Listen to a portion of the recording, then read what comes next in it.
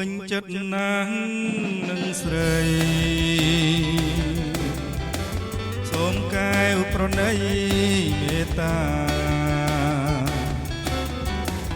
ដល់រៀមដែលរងទងខា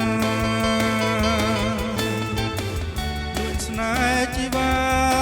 មកយូរទំហំដួងចិត្តមិនទាន់យល់នៅឡើយតើព្រមដែរឬប្រងើយ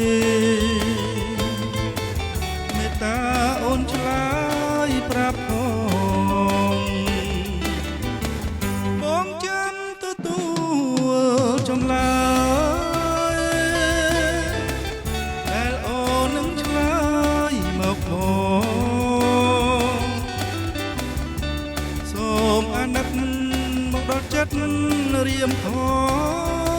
ងដែលលួចតែងផ្សងបងលើរូបស្រីយូរហើយជាតិនឹងបើមិនបានថ្លៃ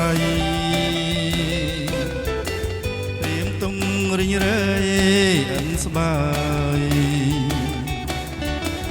រៀមរស់ព្រោះចាំចំឡាយឆ្លើយយ៉ាងណា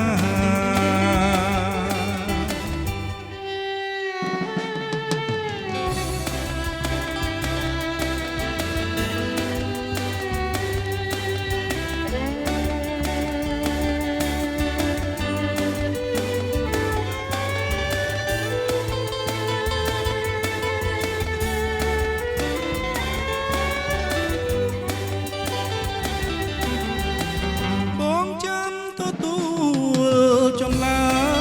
យដែលអូននឹងឆ្លើយមកបងសូមអាណិតមកដល់ចិត្តរៀមផងដែលលួចតែងផ្សងបងលើរូបស្រីយូរហើយជាតិនឹងបើមិនបានថ្លៃរៀមទុំរិញរេ